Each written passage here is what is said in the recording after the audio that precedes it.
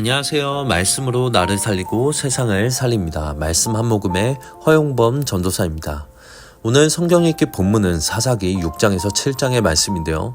그 중에서 사사기 6장 1절에서 10절 중에 7절에서 10절까지의 말씀을 읽고 함께 묵상하도록 하겠습니다. 이스라엘 자손이 미디안으로 말미암아 여호와께 부르짖었으므로 여호와께서 이스라엘 자손에게 한 선지자를 보내시니 그가 그들에게 이르되 여호와께서 이같이 말씀하시기를 이스라엘의 하나님 내가 너희를 애굽에서 인도하여 내며 너희를 그 종되었던 집에서 나오게 하며 애굽 사람의 손과 너희를 학대하는 모든 자의 손에서 너희를 건져내고 그들을 너희 앞에서 쫓아내고 그 땅을 너희에게 주었으며 내가 또 너희에게 이르기를 나는 너희의 하나님 여호와이니 너희가 거주하는 아무리 사람의 땅의 신들을 두려워하지 말라 하였으나 너희가 내 목소리를 듣지 아니하였느니라 하셨다 하니라.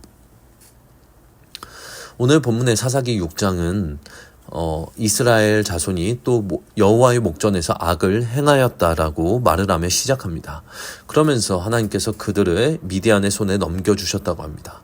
그리고 미디안에게 7년 동안 억압을 당하였는데 여기에서 미디안은 아브라함의 두 번째 아내였던 그두라 사이에서 태어난 자손들을 말하고 있습니다. 이 미디안 사람들은 이스라엘에게 긍정적인 영향을 미치기도 하였습니다. 하지만 부정적인 영향을 더욱 많이 미치기도 하였습니다. 하지만 민수기 25장의 광야에서 미디안 사람들이 이스라엘이 하나님께 등을 돌리게 만들어서 이 일들로 인하여서 하나님께서는 미디안 족속들이 너희들의 적이라고 말씀하십니다. 그들을 보면 쳐 죽이라고 말씀하고 계십니다. 그래서 이스라엘 백성들이 여호와 앞에 악을 행하였다는 것은 우상을 숭배했다라는 것을 여기에서는 의미를 하고 있는 것입니다.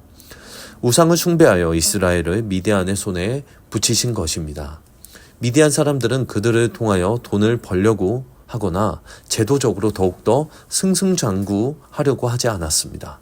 마치 그들은 산적처럼 그냥 괴롭히고 폭력을 행사하는 건달과도 비슷했다고 볼 수 있겠습니다.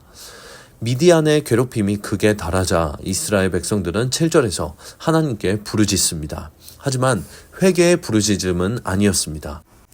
그러자 하나님께서는 한 선지자를 그들에게 보내어 그들을 구원하시겠다고 말씀하지 않으시고 그들을 책망하십니다.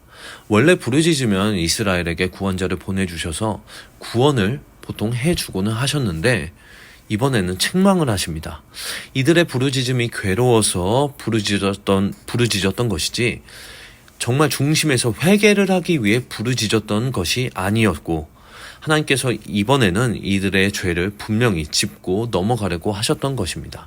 이들이 죄를 지었고 이스라엘 백성들을 그동안 하나님께서 어떻게 인도하셨는지를 알게 하기 위해서 이렇게 하셨습니다. 그리고 사랑의 하나님께서는 바로 다음 단락에서 사사 기드온을 세우고 계십니다. 어쩌면 우리 삶 속에서의 문제들은 우리의 윤리적인 행동에 관련된 잘못으로 온 것이 아닐 수도 있겠습니다. 이스라엘 백성들처럼 하나님께 악을 행하여 하나님께서 허락하신 문제들일 수도 있겠습니다. 오늘 본문에서의 악을 행하였다라는 것은 무엇입니까? 바로 우상을 숭배한 것입니다. 우상 숭배는 무엇입니까? 하나님보다 다른 것들을 중심에 두고 앞세우는 것입니다. 예를 든다면 저에게는 우상이 음악이 될 수도 명예가 될 수도 가족이 될 수도 있습니다. 하나님께서는 그 어떤 것보다도 하나님을 중심에 두기를 원하십니다. 우리의 느낌만으로 중심에 두는 것이 아니라 삶 속에서 실질적으로 말씀이 우리의 중심에 있기를 원하십니다.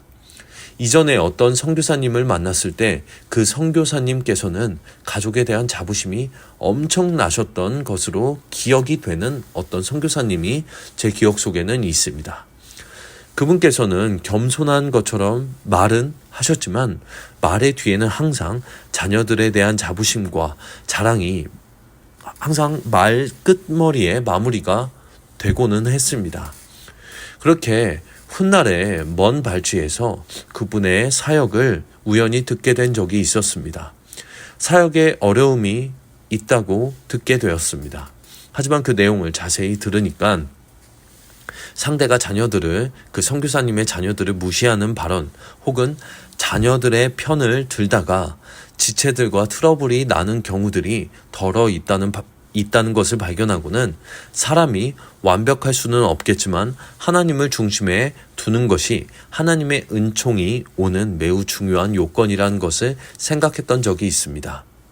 하나님께서는 하나님보다 앞서는 것들이 있다면 여러 어려움들을 통해서도 우리에게 말씀하십니다.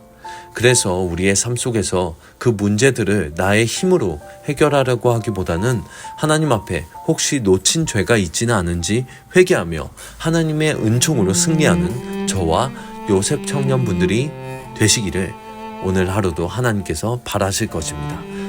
하나님의 은총으로 승리하시는 오늘 하루가 되시길 바라겠습니다.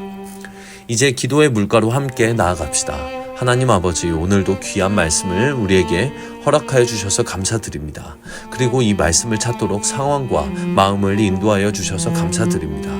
우리의 삶 속에서 언제나 하나님만을 앞세울 수 있도록 인도하여 주시옵소서.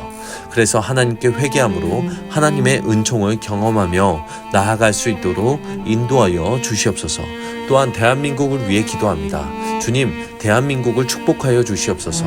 오늘 우리 요셉 청년분들의 삶에 복의 복을 더해 주시고 만남의 축복에 축복을 주시며 하루를 죽게 하듯 성실하게 감당하여 세상의 빛과 소금이 되게 하옵소서.